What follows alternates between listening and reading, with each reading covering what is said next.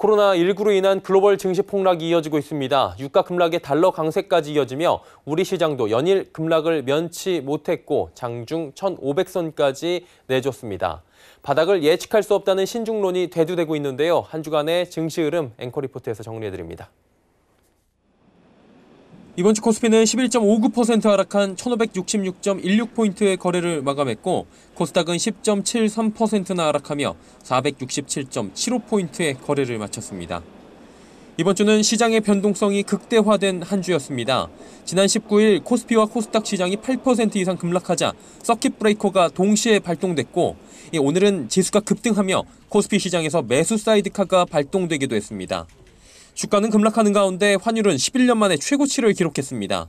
지난 19일 원달러 환율은 장중 1290원대까지 치솟은 뒤 하루 만에 40원 가까이 조정에 들어갔지만 여전히 달러 강세는 지속되고 있습니다.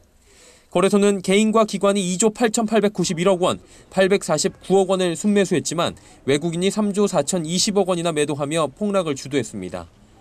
코스닥은 개인이 6,171억 원 매도했고 기관과 외국인이 2,243억 원, 3,654억 원씩 매수했습니다. 전 세계 코로나19 확진자 수가 24만 명을 넘어선 가운데 미국과 이탈리아, 독일, 프랑스 등 유럽 국가의 확진자가 급등하고 있습니다. 또한 코로나19 확산으로 미국과 캐나다 간 국경이 일부 폐쇄되고 유럽 각국 문화시설과 공장 문을 닫는 등 유럽 지역 내에서도 강도 높은 인적 이동 통제가 이뤄지고 있습니다. 미국과 유럽의 확진자 급증과 국경 폐쇄 등이 이어지며 현지에 생산 공장을 두고 있거나 매출 비중이 큰 운송장비 업종, 2차 전지 관련주들의 급락이 이어졌습니다. 특히 폭스바겐과 아우디 등의 생산 중단 소식이 들려오며 주가에 악재로 작용했습니다. 트럼프 행정부는 1조 달러에 달하는 역대급 부양책을 발표한 데 이어 연준은 한국은행 등 9개국 중앙은행과 통화스와프 계약을 체결했습니다. EU와 영국, 일본 등도 경기 부양책을 쏟아내며 시장 달래기에 나섰는데 그 효과에 대해 시장은 신중한 모습입니다. 코로나 바이러스 진원지인 중국과 확진자가 급증하던 국내 코로나 확진자 수가 줄어들었습니다. 특히 중국 후베이성의 확진자 수가 한 자릿수까지 내려가며 아모레퍼시픽 등 중국 관련 소비주들은 반등을 시도하기도 했습니다. 한미 통화 수합 체결 등으로 환율 급등에 대한 불안감은 줄어든 것으로 보입니다.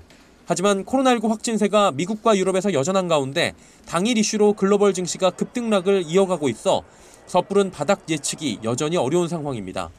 증권업계는 금융시장을 안정시키기 위해 10조 원 규모의 채권시장 안정펀드 조성과 국내 제2차 비상경제회의 등 구체화될 금융시장 안정화 대책에 주목하자고 조언합니다.